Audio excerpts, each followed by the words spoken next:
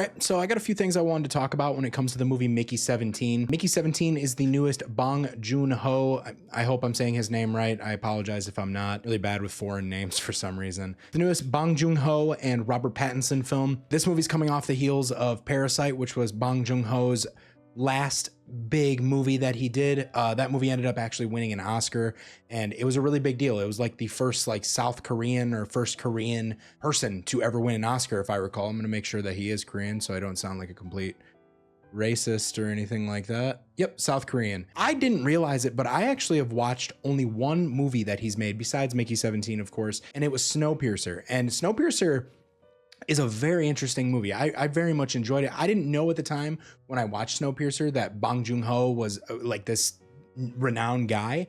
I don't think he really was at that time. If you look at his IMDb, you know, he does have some pretty well rated movies on here, but I would definitely say like the movie Mother, I've heard of that. Didn't realize it was him until just recently. And that's a good movie from what I heard. Really, the only movie I've seen though in his collection besides Mickey 17 was Snowpiercer. I really like Snowpiercer. I thought it was really good. Maybe it was because I went into it not really knowing what it was, and I kind of just dove in and said, oh wow, this is actually really fun. There might be people out there that don't like that movie. Not too sure, doesn't matter. I didn't mind it. Before I start talking about Mickey 17 a little more, I want to kind of point out a correlation I have between Mickey 17 and Snowpiercer. And this might just be because I've only seen Snowpiercer, so like I'm only seeing it from that movie's angle. Snowpiercer was a movie that took a really good idea and put a really good actor in the lead role, Chris Evans. And it was an actor at the time. Chris Evans was just coming off of Avengers, so he had already been Captain America for one movie or two movies technically with the Avengers. So like we were starting to get insight on what kind of actor Chris Evans is, because before the Avengers and before Captain America, Chris Evans was more of a kind of a heartthrob, you know, in a lot of just like kind of, I don't know, cute guy roles. It felt like Avengers and Captain America was where he stepped into like a more, I'm serious about being a blockbuster guy. And then right after Avengers, they took a little break and he got to kind of go and make his passion project movies.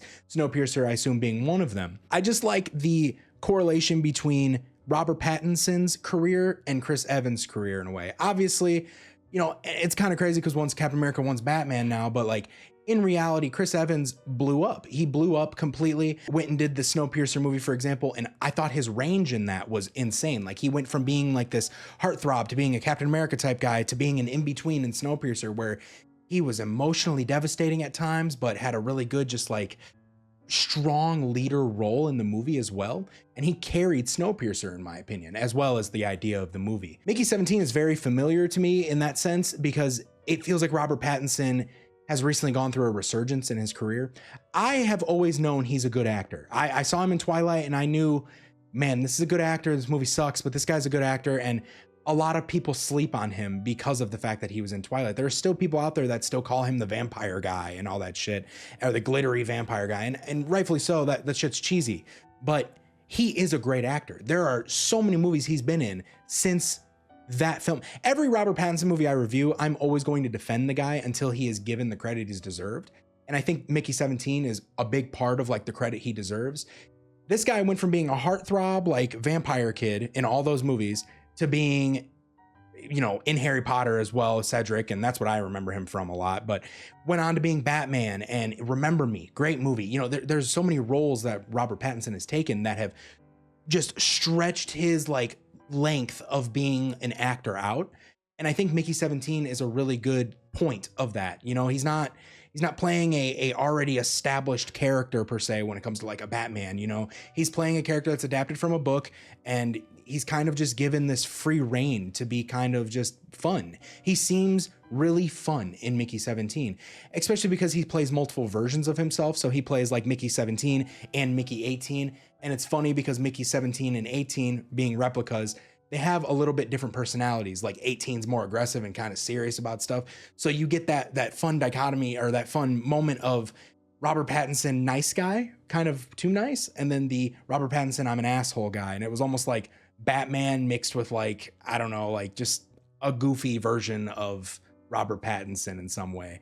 But I really enjoyed the range that he showed in this movie. I think he is the standout for Mickey 17. Now, back to Bong Joon-ho.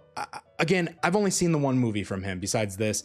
So my expectations especially after I've never seen Parasite and I knew it won an Oscar and it was huge. Everybody tells me how good it is. My sister, everybody tells me how good this movie is. I haven't seen Parasite, and after watching Mickey 17, I want to dive in and see what Parasite's all about, why it won an Oscar and why it's so rated well. I will definitely be taking a look at those, but I do think between like, from what I've seen from Bong Joon-ho, I don't think Mickey 17 is like an Oscar movie. I don't think it's going to really be in contention for anything.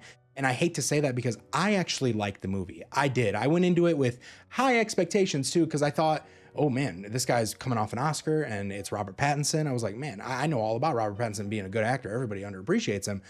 I went into it and I got the Robert Pattinson part, but the Bong Joon-ho thing, I would say he's lucky that I watched Snowpiercer and I like that movie so much, because I would probably say he's not the best at like making film.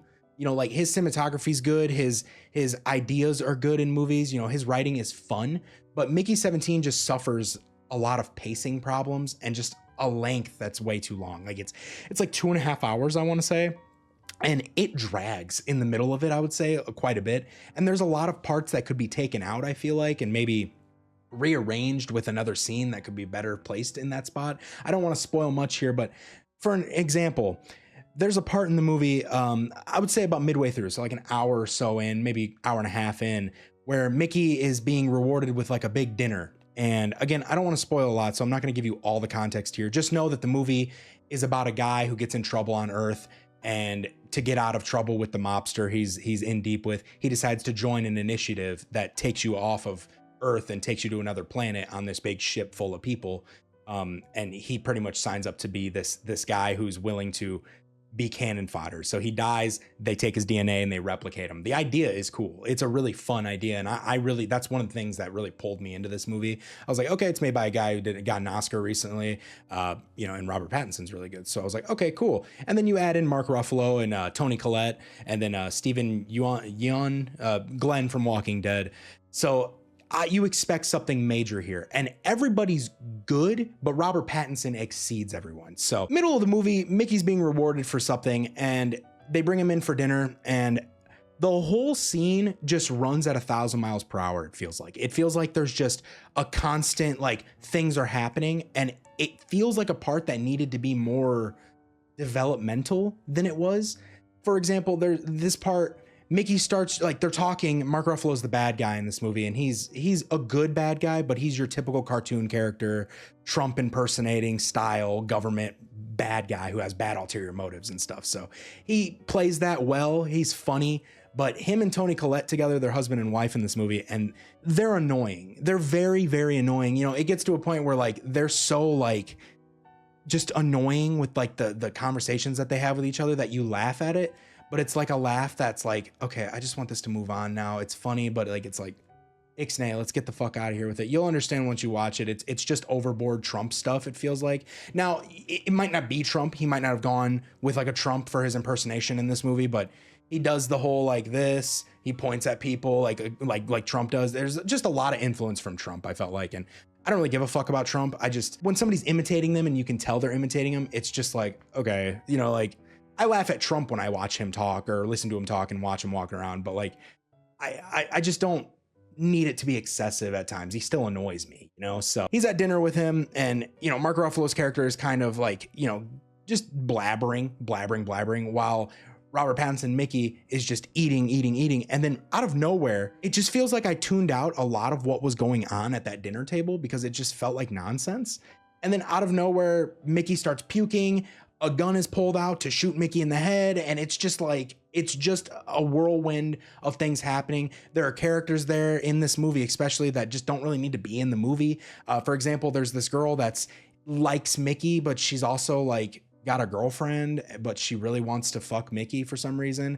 So she kind of takes advantage of the whole like plot of the movie being like, he gets multiplied even though he didn't die before. So like, that's kind of the premise of the movie, is that Mickey dies but doesn't really die, and the government just like redoes him, and he comes back on the ship. There's 2 of him now, and that's where the movie kind of like flashes and gets big. There's the one girl that's kind of just trying to get on his meat the whole time, and he doesn't want to be with her. And then there's his actual girlfriend in the movie, who had a couple good moments, but she wasn't really like anything to remember whatsoever, in my opinion. Again, it's like every character was kind of just there, and Robert Pattinson was kind of just like bringing them along, bringing them with, putting the cheese down for the rats. That's all it really was, I felt like.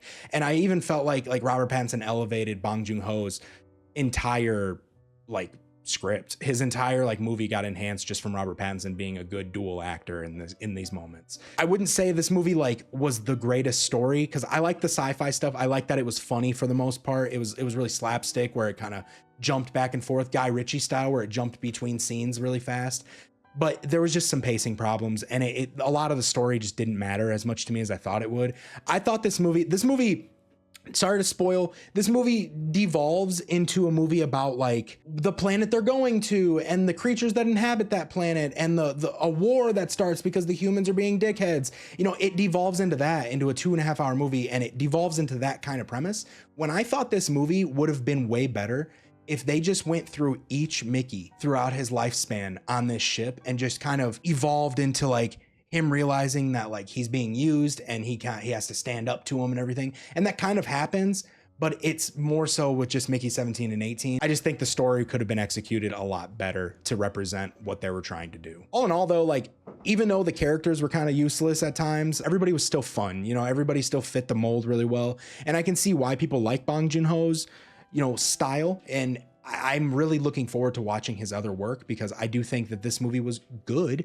I just don't think that it was well put together in a lot of ways. I think it was fun though. And Robert Pattinson, again, I'm going to keep saying it, he was fantastic in this movie. I think he's really fun. I can't wait to see more of him. I think of movies like The Lighthouse. I think of Remember Me, like I said earlier. These are movies where he was actually really good. And I know a lot of people didn't like him as Batman. Fuck you. He was good as Batman. I liked him. I enjoyed it. I did. I had a good laugh. It was fun. There was a lot of memorable moments, but there's also a lot of moments that could have just been completely ejected from the movie, and I would have been just as happy with my time with the movie. And maybe if they switched up the story a little bit and actually wrote it more as a fun time with each Mickey, instead of just being it's about the one Mickey and he's struggling. I liked the premise they were trying to go with, but the supporting cast didn't support it as well as I wanted them to. I just thought it could have been a little bit better. So I'm giving it a 76%, 77 if you want. I'll say 77 just to make it a nice number. It was fun.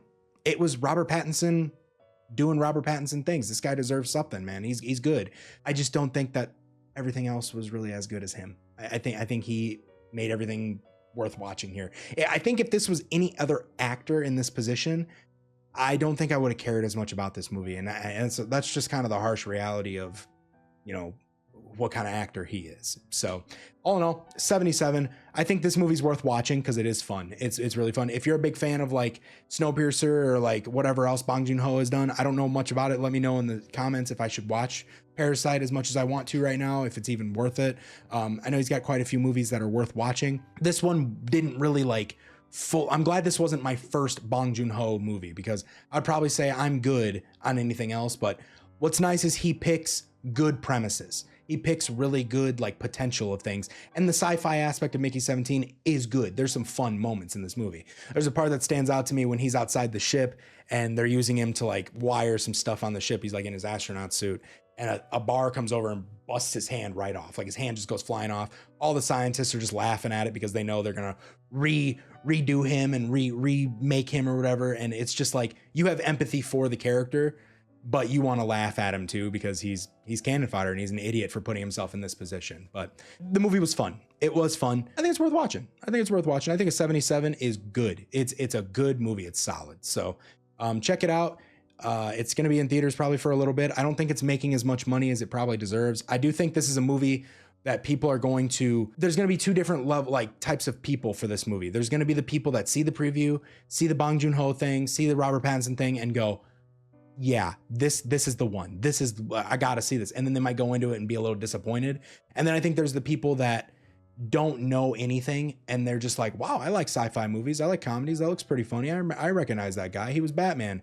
And I think that they'll go into it and they'll have a good time with it. I think it's going to be one of those kind of movies. Me personally, I went into it with high expectations because of, like I said, all the things that I stated. And I wasn't disappointed. I just wasn't really as blown away as I wanted to be. A good movie, a little bit slow in the middle, but it tries its best to get to a point, and sometimes the point doesn't really hit, but it is fun to see just the idea and Robert Pattinson do his work. With that being said, let me know what you guys think of the movie, the review, and thanks for watching. I love you guys. Bye.